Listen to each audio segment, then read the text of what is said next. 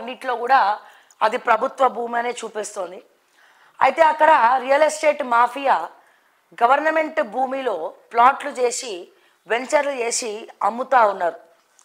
So దాని వెనకాల దామోదర రాజనరసింహ గారు కూడా ఉన్నారు, కీలక పాత్ర పోషిస్తున్నారు అని చెప్పి ఓకే టీవీ ఎక్స్క్లూజివ్గా మాట్లాడడం జరిగింది. స్టోరీని పటంచేరు, ఎక్కడ ఇదంటే పటంచేరు సుల్తాన్పూర్లో ఉన్నటువంటి సర్వే నెంబర్ 30లో దాదాపు 260 పైగా ఉన్నటువంటి ఎకరాల ప్రభుత్వ భూమి. ధరణిలో కూడా అది ప్రభుత్వ భూమి అనే చూపిస్తుంది. అది దుర్మార్గుల చేతుల్లోకి పోయింది. దీని వెనకాల గూడెం మైపాల్ రెడ్డి, దామోదర్ రాజనరసింహ వీళ్ళందరూ కనుసన్నల్లోనే ఇదంతా కూడా జరుగుతోంది, వీళ్ళ హవా నడుస్తోంది అక్కడ అని చెప్పి క్రిస్టల్ క్లియర్గా నేను ఓకే టీవీలో మొన్న మార్నింగ్ న్యూస్లో బ్లాస్ట్ చేయడం జరిగింది. అయితే నా ప్రియమైనటువంటి నా సహోదరి, మా అక్క, మా ఎంఆర్ఓ గారు మొన్న ఒక లోకల్ ఛానల్ అక్కడ లోకల్ ప్రెస్ మీట్ పెట్టడం జరిగింది. ఆ ప్రెస్ మీట్లో కొన్ని మాటలు మాట్లాడడం జరిగింది. సో ఒకసారి చూద్దాం గదేంది అసలు. ఈ 30 సర్వే నెంబర్లో నేను ఎంక్వైరీ చేస్తే నాకు తెలిసింది ఏం తెలుసా, దీంట్లో ఎవరెవరు ఉన్నారు చెప్పాలన్నా చెప్తా, ఒక్క నిమిషం.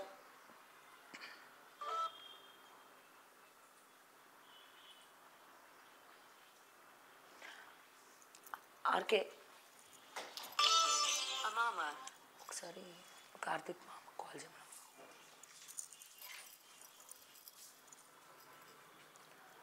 ఎస్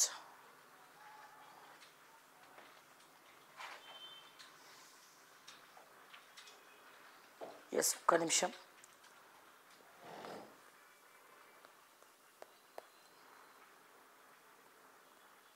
స్ట్రక్ అవుతా ఉంది.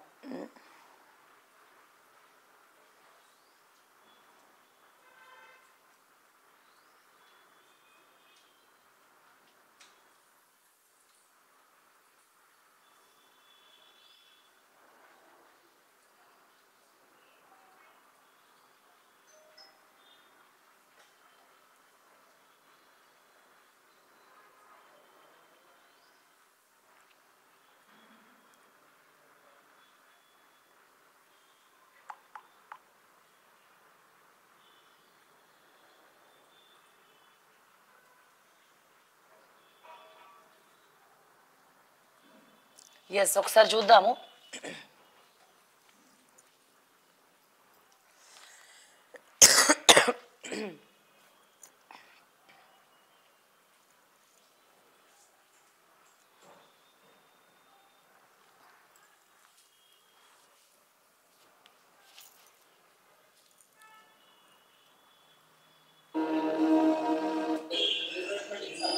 ఇగో సర్వే నెంబర్ దీని గురించి మన ఎంఆర్ఓ గారు పటంచేరు ఎవరు అమీన్పూర్ ఎంఆర్ఓ గారు ప్రెస్ మీట్ పెట్టినారు. వెనకాల దామోదర్ రాజనరసింహ వీళ్ళందరూ ఉన్నారంటే ఈవిడ పెట్టినటువంటి ప్రెస్ మీట్ ఒకసారి చూద్దాం.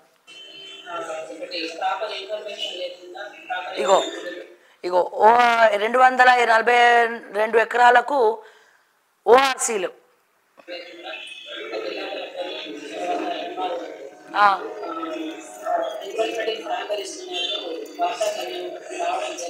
అయ్యయ్యో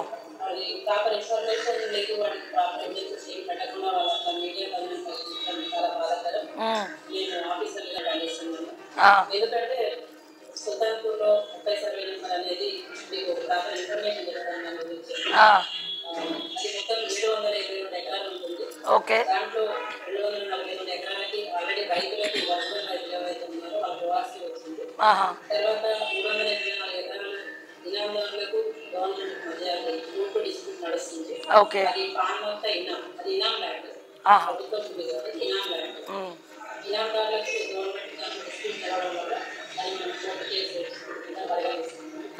దాంట్లో ఏంటంటే మనకు ఈ మధ్య కాలంలో కొన్ని ఇంప్రూవ్మెంట్స్ వచ్చినాయని తెలియగానే మారే గారు సెప్టెంబర్ 21, 2024 ఇక్కడ జరిగేటువంటి జేసీబీ వర్క్స్ ని ఆపించడం జరిగింది.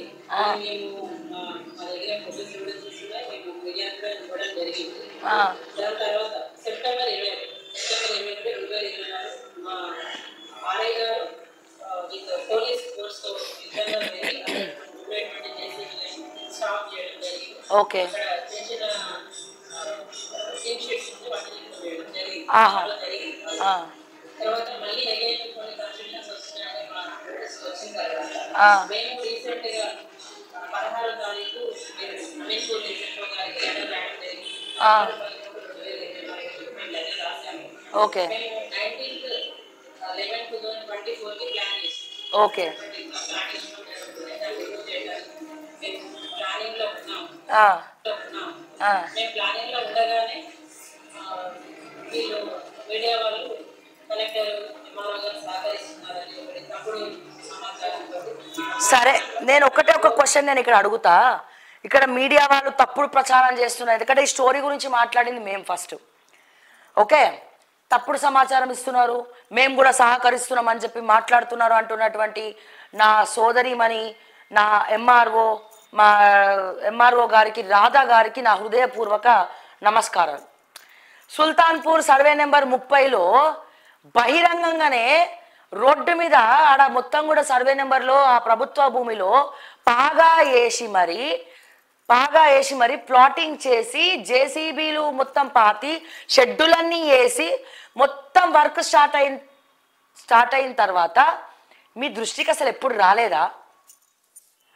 మొత్తం వర్క్ అంతా అయిపోయే వరకు మీరు ఏం చేస్తారని అడుగుతున్నా రాధా గారు. నేను ఏం అడుగుతున్నా, మొత్తం వర్క్ అంతా అయిపోయి మీడియా ముఖంగా బయటికి పోయినాక నిన్న పోయి దాన్ని మొత్తం డిమాలిష్ చేసినారు కదా, అప్పటి వరకు ఏం చేసినారు మీరు? అప్పటి వరకు మీరు చేసింది ఏంటి? మీకు ఏం ఇన్ఫర్మేషన్ ఎవరు ఇవ్వలేదా?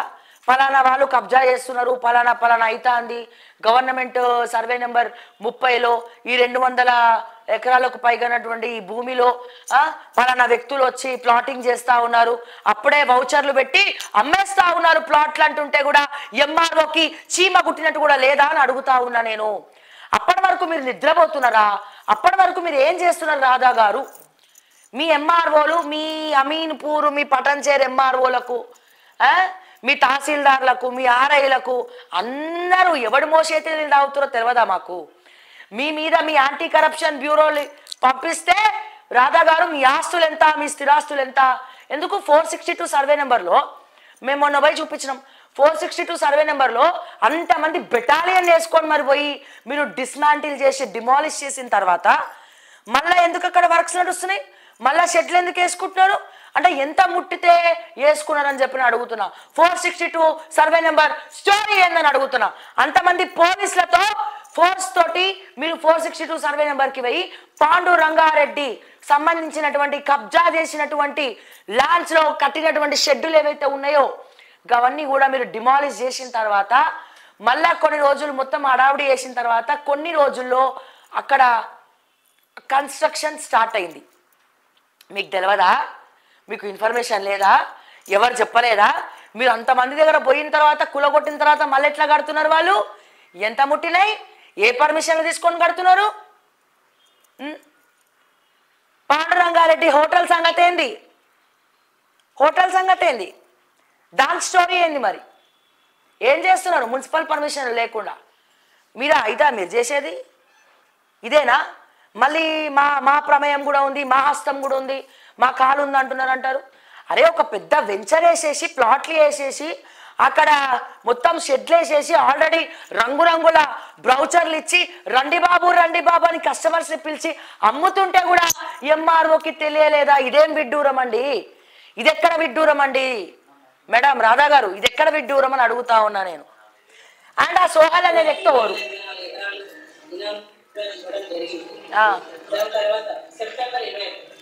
ఇప్పుడు నెక్స్ట్ ఏం మాట్లాడతారు చూడండి.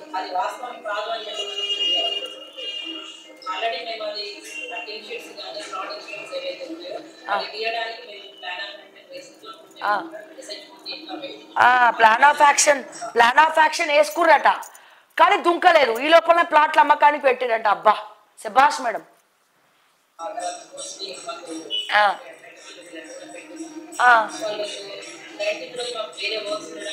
అయ్యో అచ్చా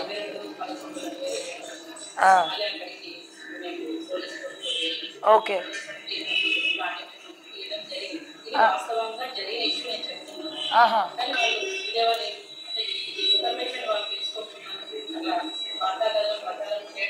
తప్ప ప్రచారం అట్లా జరిగింది కాబట్టే భయం ఎచ్చి ఉరుక్కుంటా పోయి నిన్న మీరు డిమాలిష్ చేసినారు. ప్లాన్ ఆఫ్ యాక్షన్ ఉందట ఎప్పటి నుంచో, కానీ డిమాలిషన్ మాత్రం మీడియాలో వచ్చిన తర్వాతనే, ఈవిడ గారి పేరు వచ్చిన తర్వాతనే డిమాలిష్లు అయినాయట.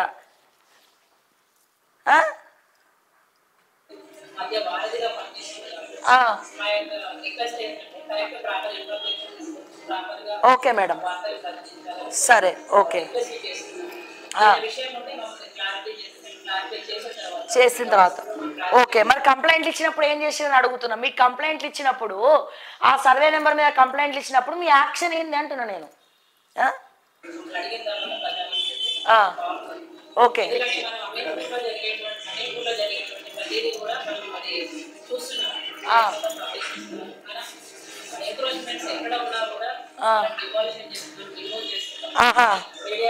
మరి 462 సర్వే నెంబర్ ఎందుకు వదిలేసినారు?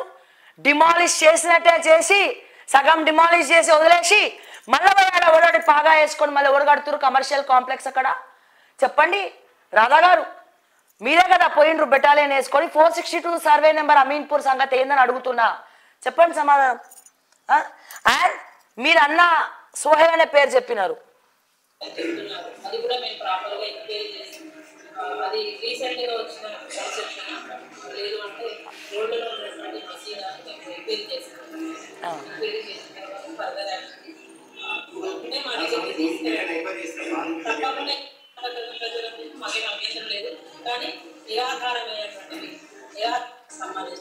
నిరాధారమైనటువంటి ఆరోపణలు చేస్తున్నాము.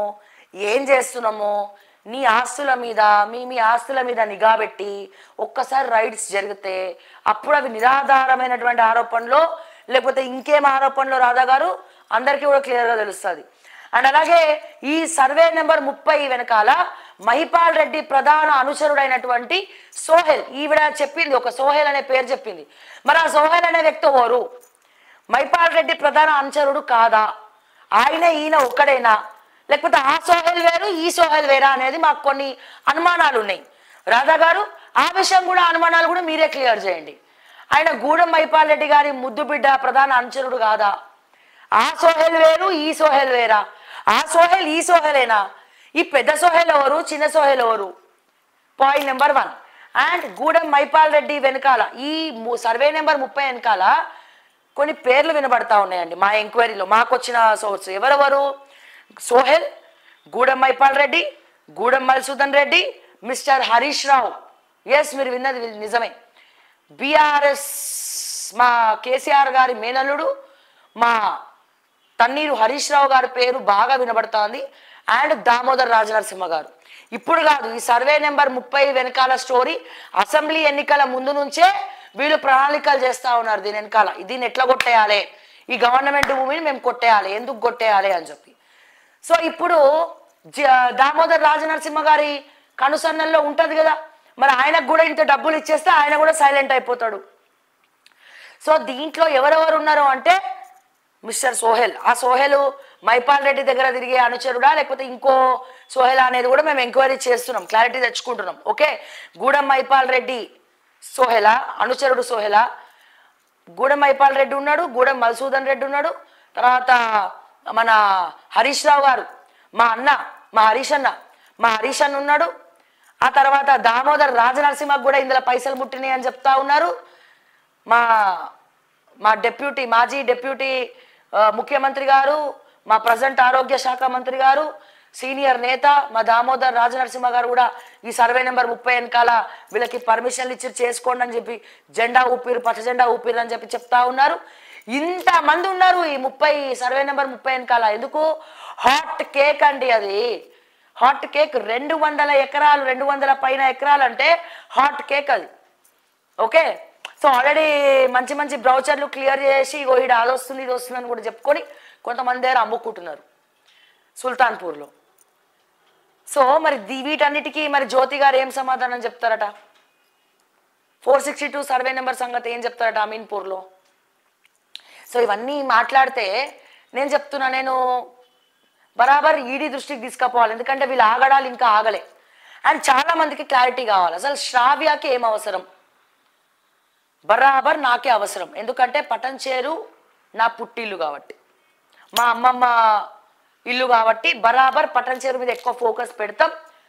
ప్రభుత్వ భూమి కబ్జా పెడితే శ్రావ్య ఎందుకు చూపిస్తుంది, శ్రావ్య ఎందుకు దీని గురించి మాట్లాడుతుంది, ఎవరి కోసం అసలు శ్రావ్య మాట్లాడుతుంది? చాలా మందికి చాలా రకాల డౌట్స్ వస్తున్నాయి, కొన్ని ప్రశ్నలు వస్తూ ఉన్నాయి మా టీం మెంబర్స్కి కూడా. సో అందుకే నేను చెప్పేది ఏంటంటే శ్రావ్య కేవలం ఎందుకు మాట్లాడుతోంది అంటే ప్రజల కోసమే మాట్లాడుతుంది, బరాబర్ దేనికోసం కాదు, ప్రజల కోసమే. ప్రభుత్వ భూమి చెందాల్సింది ప్రజలకే, పన్ను కట్టేది ప్రజలకే, అది ప్రజల భూమి. ప్రభుత్వ భూమి అంటే ప్రజల భూమి. అయితే ప్రజలకు సంబంధించినటువంటి ఆఫీసులనో లేకపోతే ప్రజలకు సంబంధించినటువంటివి అక్కడ కట్టాలా, లేదా భూమి లేని నిరుపేదలకు ఆ భూమిని కేటాయించాలా. కానీ మీరెవరండి ప్రజల సొమ్ముని అన్యాక్రాంతం చేసి జల్సాలు చేసుకున్నటువంటి జల్సారాయిళ్ళు? మీరెవరండి?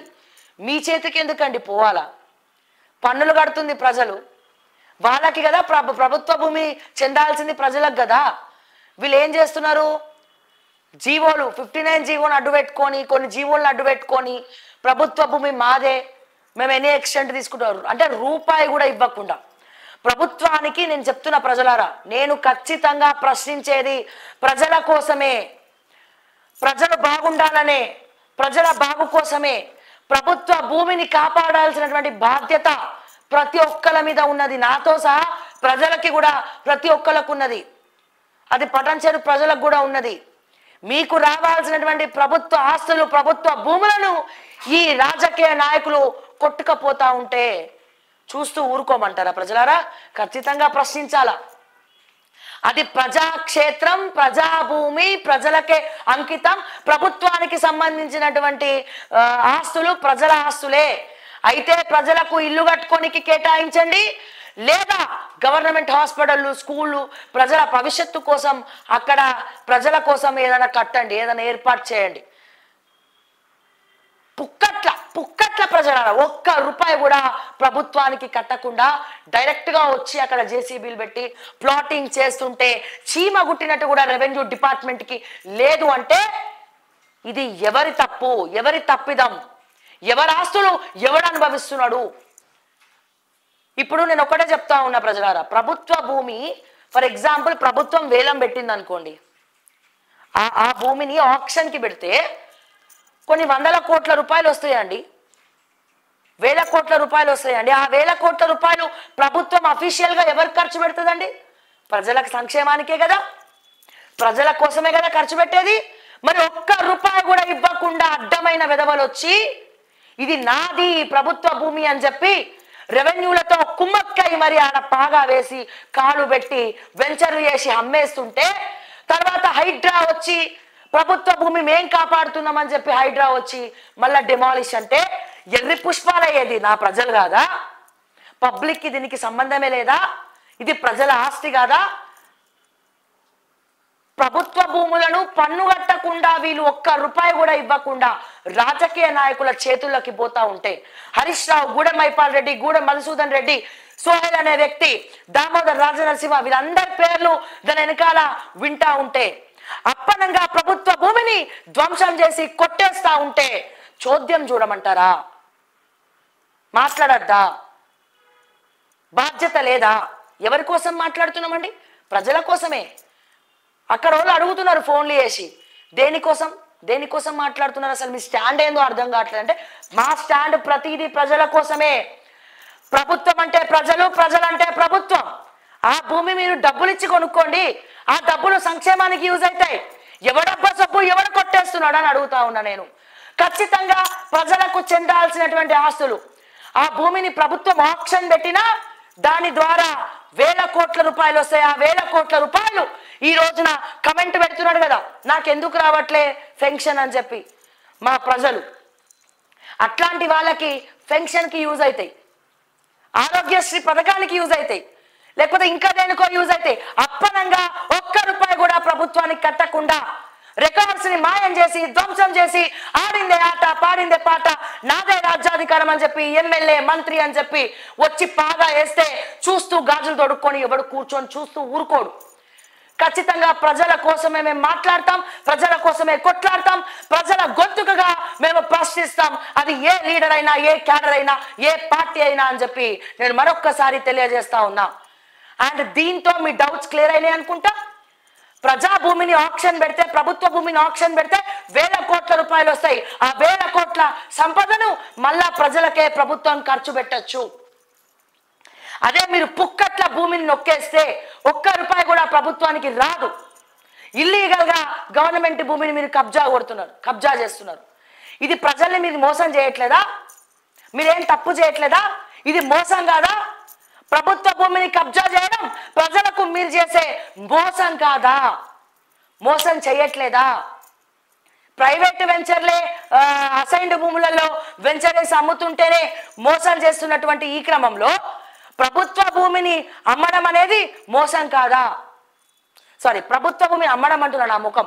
ప్రభుత్వ భూమిని అమ్మడం కాదు, ప్రభుత్వ భూమిని ఒక్క రూపాయి లేకుండా కబ్జా చేయడము, మీ సొంత పెత్తనాల కోసం ప్రజలకి రావాల్సినటువంటి నిధులు రానియకుండా దాన్ని అమ్ముకోవడము, దాన్ని ప్లాట్లు వేసి అమ్ముకోవడం మోసం కాదా? ప్రజల్ని కాదా మీరు మోసం చేసేది? అందుకే ప్రజల్ని మోసం చేస్తున్నారు కాబట్టి ఇది మా బాధ్యత. ఖచ్చితంగా మేము ప్రశ్నిస్తాం. పూచుక పుల్ల కూడా ప్రభుత్వ భూమిలోకి వెళ్ళి మీరు తీసుకోవడానికి వీల్లేదు అప్పనంగా. అది మీ సొత్తు కాదు, ఎవడి సొత్తు కాదు, అది ప్రజల సొమ్ము, ప్రజల కష్టార్జితం, ప్రజలకే అంకితం. అది ఏ రూపంలో రేపటి రోజున గవర్నమెంట్ వేలం పెడితే ఆ భూమిని అమ్మేస్తే ఆ అమ్మేసినటువంటి డబ్బులు వస్తే ఆ డబ్బులు సంక్షేమ పథకాల కన్నా యూజ్ అవుతాయి, ఏదో ఒక రూపంలో ప్రజలకు అందుతుంది. కానీ నీ మోసేతి కింద ఆ భూమి ఉంటే నీ కుటుంబ వారసత్వం ఆస్తులు పెంచుకుంటావు తప్ప ప్రజలకి ఒక్క రూపాయి కాదు కదా, పూచుక పుల్ల కూడా ఇయ్యనియవు నువ్వు. సో అందుకే అంటున్నా, ఖచ్చితంగా ప్రభుత్వ భూములు మీరు ప్రజల్ని మోసం చేస్తా ఉన్నారు. ఆ మోసం చేయకుండా అడ్డుకోవడమే మా ఓకే టీవీ ప్రధాన ఎజెండా అని చెప్పి నేను ప్రతి ఒక్కరు కూడా ఈ సందర్భంగా తెలియజేస్తా ఉన్నా. పూచుక పుల్ల ప్రభుత్వ భూమి కదిలినా ఖచ్చితంగా నా గొంతు నొక్కే ప్రయత్నం చేసిన ప్రశ్నిస్తూనే ఉంటా. పటంచేరులో, నాట్ ఓన్లీ పటంచేరు, తెలంగాణ రాష్ట్ర వ్యాప్తంగా ఏ ప్రభుత్వ భూమి అన్యాక్రాంతమైన ఒక్క రూపాయి కూడా ప్రభుత్వానికి ముట్టకుండా ప్రజల్ని మోసం చేస్తే తస్మాత్ జాగ్రత్త, మాలాంటి ప్రశ్నించే గొంతులు ఉంటారన్న విషయాన్ని మీరు గుర్తుపెట్టుకోండి, రాసి పెట్టుకోండి. సో ఇప్పుడు అర్థమవుతుందా మీకు సిండికేట్ పాలన పటంచేరుల ఎట్లా నడుస్తుందో? హరీష్ రావు కూడా ఉన్నాడు దాని వెనకాల. ఖచ్చితంగా దేనికోసం మాట్లాడుతున్నామంటే ప్రజల కోసమే, ప్రజల బాగు కోసమే, ప్రజల సంక్షేమం కోసమే, ప్రజల క్షేమం కోసమే, ప్రజల డబ్బు కోసమే నేను మాట్లాడుతూ ఉన్నానని చెప్పి మరొక్కసారి డౌట్స్ లేవనెత్తిన వాళ్ళందరికీ కూడా కుండ బద్దలు కొట్టినట్టు చెప్తున్నా. గుర్తుపెట్టుకోండి, రాసి పెట్టుకోండి.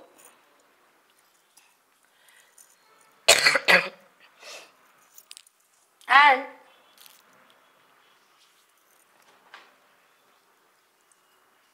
గూడెం మైపాల్ రెడ్డి అరాచకాల గురించి మాట్లాడుతూనే ఉన్నాం కదా, మాట్లాడుతూనే ఉన్నాం. అండ్ ఇంకా ఈడీ ఆస్తులు జప్తు చేసిన ఈ గూడెం మైపాల్ రెడ్డికి ఇంకా కూడా ఎన్ని మాట్లాడినా బుద్ధి వస్తలేదు. గూడెం మైపాల్ రెడ్డి అని అందరూ అట్లనే ఉన్నారు. దీని వెనకాల చాలా మంది ఉన్నారు లీడర్లు, చెప్తే మీకు పరువు పోతుంది. అండ్